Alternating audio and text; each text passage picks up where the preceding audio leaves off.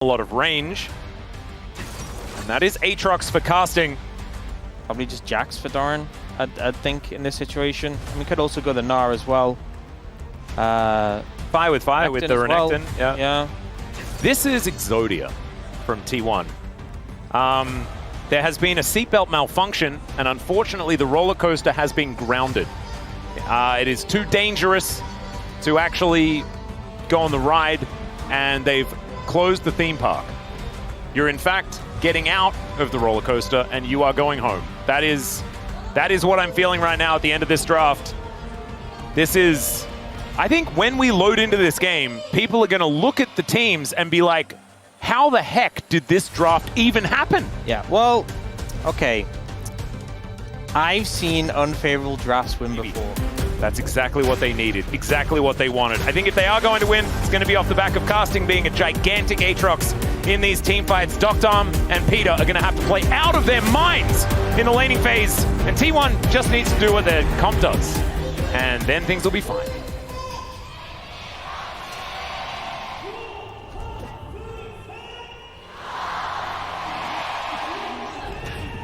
All right, here we are, ladies and gentlemen.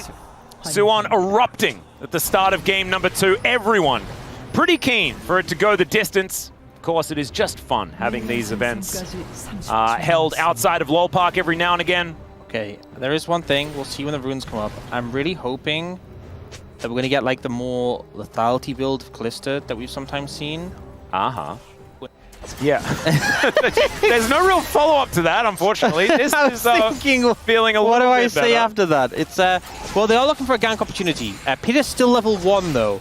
You do need, they're level 2. Nailing it. There's the flash. Immediate cleanse comes out from Gumayushi as he's ran out of summoner spells. Okay, two flashes. Yeah, down. In fact, every summoner spell now down. Doctom with both of his. They're looking for, I mean, this is the leash. She's great at diving. All right. See where the carrier is going to go down. Remember, doesn't have his flash available. Good handshake does come on through. The bailout comes down, and Elise, like you say, good at diving. And so that is going to be first blood going over to Doctom. Okay, this is good moves coming out. Oh. Meanwhile, on the other side of the map, an Infernal Chain is going to land, and he doesn't pick up the turret aggro. So like you were saying, turret is going to reset. Flash comes out finally here as Ona going to have to flash and does survive. Levi getting off to a good start. Okay, so bot, you know, got some positive momentum from Cuz at top. And Cuz coming on over as well, seeing whether he can find something. Control ward does go down. And, you know, we might be feeling a little bit, I guess, not so great about how the lane, how the game is looking from a draft perspective for KT. But so far, they haven't made any colossal errors. They're down 500 gold, which ain't great. A lot of that to do with the Aatrox being in a bad spot. And the Aatrox is a linchpin in this KT composition if it is going to work. But still, I mean, it could be worse. It definitely could be worse. That, you know, you've never said throw wins. It definitely could be in a worse position. They will be able to pick up this early dragon, though. And again, it's an ocean dragon. Nice one to get in the early levels for that extra sustain. Yep, and no one's around the grubs just yet as well. And so they get the Drake without having to sacrifice too much. And now Doran continuing to get this shove working out towards the top side. Casting, landing a few buttons. His Aatrox has been good. Yeah. Unfortunately, the gank was at a really horrible time for him, so he's really going to be suffering. Never a fun time to get ganked as a top laner, but that was definitely one of the least fun times to get ganked as a top laner. They're potentially looking for another dive bot. Now, Cleanse still isn't available for Guma. No flashes either. They can go for this. It's a little risky, I'll be honest. The fact that Peter has no flash, and they have the bailout, so we'll see if they can make it work. Yeah, Peter going to come on over. They find the cocoon onto Gumayushi. He's taking a lot of damage. Does have the bailout as Cuz going to have to get out of there as well.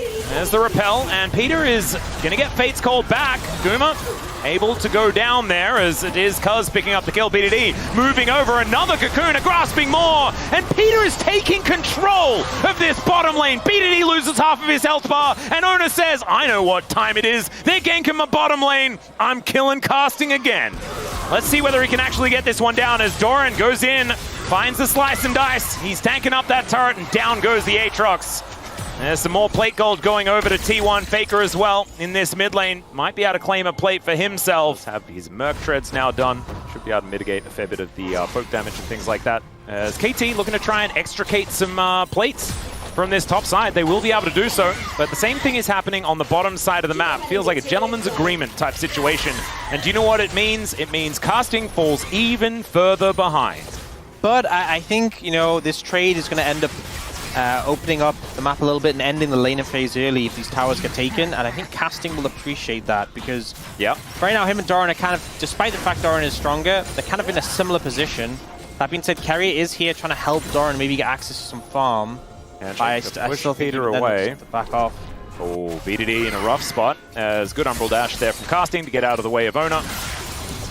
But this is just, both teams agreeing that minion waves are going to be eradicated and turrets are going to take a lot of damage. And again, I think this favors KT. I think this trading where both top laners are denied. Oh, casting fakes it to the turret. And some CS here as well. That's huge news. As Gumayusi takes a turret shot, does manage to get the plate money, as we see there. Carrier now hostile takeover available. Cuz looking to grab some grubs. First round were secured there by T1. And T1 going to be able to get themselves the dragon. So, Mountain sold here in our second game. I find it so hard to stay positive, Ox. I'm really struggling. Really trying. Yeah. So far, it's looking okay, actually. I mean, the Callister is strong. Because let's be real, if the Callister was not strong, it would be pretty cooked. But Dr. is pretty strong. They had some success in the bot lane. I mean, here's a Callister of all AD carries. Jeopardy comes. Whoa! There's a flash. The flash comes out from Carrier, but it doesn't quite work. He's taking so much damage with the hostile takeover. He's too good! Casting has to flash away his Cuz. A lot of damage there available as BDD coming on over. That is gorgeous amounts of CC being thrown out by the way. The Infernal Chains will connect. Another knock-up as Gumayusi trying to run, but he's not going to get anywhere, and it's a double kill for BDD on the way. He looked pretty positive now. Carrier gets caught out. A bit of a miss flash as well. Doesn't get over the wall, and KT find an opportunity to strike. Sacrificing Peter for the greater good. That's what they're known for. Is now Cuz fighting against Ona here. We'll actually be able to find a decent trade towards the end. And casting with some spare time in this bottom lane. Oh, let's see. That is first Heartblood actually going over to KT as well. So they get themselves feats of strength. Doran would have been pretty close to securing that one for himself. But he's going to demolish it now. A little bit late, still able to get there. And it's a gold lead. It's a real one for KT. It'll be eradicated very soon, as Doran, as you can see, ready to take that one down. So KT a lot of confidence. Yeah, they are. You know what? Under pressure. KT are playing like they're 7k gold behind last game. Yeah. But they're actually ahead now. Fate's call comes on through. Doran not going to get knocked up, but the Cocoon is going to land. This is a lot of money if they're able to take down the Renekton, but it's a lot of damage if they can't. The Glacial Prison goes wide, but so does the hostile takeover. Doesn't quite find the value they're looking for, and now Carrier has overstepped the mark, and BDD, oh, he can hold him in place for forever. There he is, just eats him, and that's another one. 4-0-2 for BDD on the way. And KT, it just took having what looked on paper like the worst draft we've seen in the history of the LCK for 2025 for them to feel absolutely fantastic and find all the advantages. They're just locked in, you know, and it kind of goes to show that it's not all about draft. They find the angles. It's very out of position. They did get a teleport out of casting at the same time as KT are looking for their second dragon. First Mountain will go their way. And you mentioned that KT just need to lock in. Yeah. This looks like a locked-in KT. He looks so locked in. They really do. It's just... And it's worrying. It's worrying to no end. As T1, they're going to lock in on the top side. So this this turret under fire right now, as BDD can clear out minion waves from a very long way away. Faker comes over, though. So this could be a lot of money into the coffers of T1. Try and get them back into a favorable position. Rift Herald will stop that from being a reality as Gumayusi comes over, but he's not going to stop this tower from going down. And so mid-outer, pretty important one, as Handshake comes through. Cuz happy to eat that, though, as they're just looking for another charge, and they will be able to get it. Making some good progress, and sadly, high conferences, I have to look it up. Yeah, that's fine. That's absolutely fine. We have a little bit of a lull in the action here. A lull state, if you will. Casting doesn't have a turret here, and so he's probably dead. He has a lot of practice at being dead in this game, though, as he does flash away from the gravity well. Arrow going to be avoided, does get the auto as well for the extra healing, but Owner is underneath the inhibitor turret now. Another heal comes through as FAKER getting taken down low. The turret was charged up, but not charged up enough, and now KT are looking to answer this one with an Otacon towards the bottom side of the map. She's just gone. You know, if that Q3 had hit, I mean, maybe even casting turns it around more, but at the end of the day, we'll get this Ruinous Otacon, although this is an early TP from BDD. Yeah, that is a confident TP, if ever I've seen one. They have Rend, they have Smite. Cuz also doesn't have a lot of resistances, as it's only Doctorm hit by the hostile takeover. They really want to take some of these flowers down. Cuz with the flash away, Doran slicing, doesn't find it. So not going to get the dice angle. And so they should be able to get in here to try and take some of these flowers. I don't know who was able to get the majority of them. He might. Has to, you know, we've kind of talked about object permanence, has to be there. Well, Glacial Prison going to come down as Owner is going to look to turn it. Peter gets pulled back. And it's a fair bit of damage available here. Only one hit by the hostile takeover. That'll spell the end of Owner, as he does get bailed out, but unfortunately it doesn't do too much. As Doran, he's pressed his R button and cannot do anything about it. So Soul Point going to go over to KT as FAKER has said, I just want to kill this inhibitor. Yeah. Okay, BDD flashbang there. Okay. I think ultimately FAKER out of position a little bit on the setup for that fight, and Owner does everything he can to save him, but a pretty heavy cost to pay. And, you know, just like I wasn't super in agreement with that TP from BDD. Just throw an ultimate away. That one went a bit Narnian. It's fine. They're still able to get some control here of the river. Gumyushi taking a bit of damage, but that could have been an opportunity for something. I think maybe just hoping to get the cleanse from Guma in that situation, but he holds his nerve, manages to dodge it.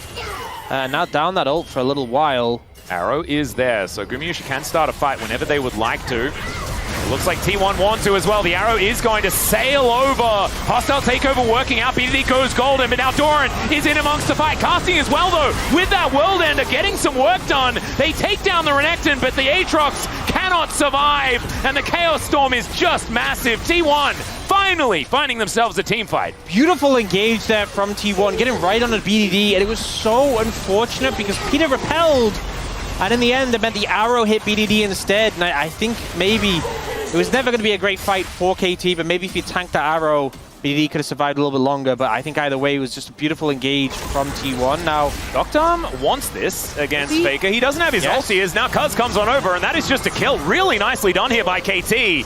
They're going to lose the Baron, but they'll at least take themselves an inner turret, and for a small, brief second, not over or anything like that. We've got 45 seconds on the Mountain Soul availability for KT.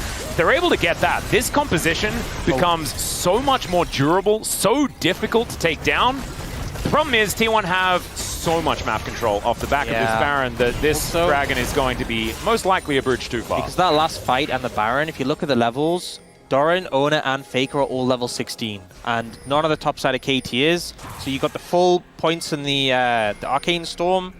You have the level 16 Nectanol, which we've talked extensively about. Yeah. But it's a lot of power, you know.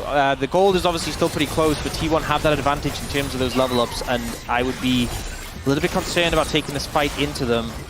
KT are not concerned about it. They are going to go for the fight. They'll get a cleanse. Out of Gumyushi here is casting, possibly getting engaged on by Owner. Meanwhile, there's a Fate's Call needing to be invested. Peter gets himself out, but won't have access to that ability now. It's casting standing on top of a ward. Teleport in from Doran. And Owner gets on top of this Dragon. Let's see whether they can find an angle here. Already Doran has taken a fair bit of damage, and now BDD needs to stay out of harm's way. The problem was he was in melee range with a Vi. Of course, she flashed on top of him. That made things difficult. But now you were mentioning the Arcane Storm. That goes down, and so does the Dragon. This ward getting so much value here for T1, the one behind the little rock there. Yep. Just really able to zone them away. A lot of tools unavailable. The fact that Fate's Call and the Prison were down. And T1 able to secure that Dragon, and now looking towards his bot tower. A little risky though. Remember, Doran doesn't have TP and he isn't here. Well, KT are looking for it. They're going to go for something here as FAKER just sidestepping everything. Good Cocoon defensively there onto Carrier to stop him from being able to do too much more. But now Doran should be able to get this mid-tier too, and the pressure's still on in the bot lane. Yep. And this is just T1 extricating money from KT's side of the map. Casting comes on over, so that tier 2 doesn't actually fall, but this one does get rid of some of this vision. But not going to be able to stick around for too long. Reset's going to be concluded pretty soon for T1, who are now back out onto the map. Yep. Infinity Edge is so close for Gumayusi as well. Yeah, being able to pick that up would be big. Cocoon going to be connecting here as Ona gets pulled back by the Infernal Chains. Still gets over, but there's the Mikhails from Carrier keeping him alive. And the T1 jungler able to skirt away still. Yeah, KT going to look for an angle. To be able to heal up a bit off this red buff, but he is very low and has no flash. So they are going to start at the Baron. Oh god. And Doran now getting all that fury. Dominus has been popped. It's down to 50%. As Arrow going to get tanked. Fate's Call going to pull Peter back as Doran going to be the target. He flashes away. As now KT off the Baron for the moment. Doran in an awkward position. As Peter finds another Cocoon. Casting gets over the wall, but now the rest of T1 move on over. And Casting has been cornered off. The flash over from Cuz is decent, but Peter is just dead. This Arcane Storm is so scary. And Ona gets on in there. The flash on forward. Casting trying to find these Qs, but T1 are a freight train. And Doctom is dancing, but I just don't know whether he's got the tune, and he does not. Down goes Casting as well. It's a catastrophe for KT, and T1 may just win the game right here. KT put a great effort, you know, managing to find some big advantages on the bot side, but when it comes to those team fights, so hard to deal with his T1 composition and the excellence when it comes to fights around Baron. The Arcane Storm was the size of a lane at the end of that fight, and they will close this one out 2-0. Yeah, T1 just a little bit too better here today. They put up the home stand last time, and KT got the better of them, and they return the favor here as KT set up theirs, and it did not look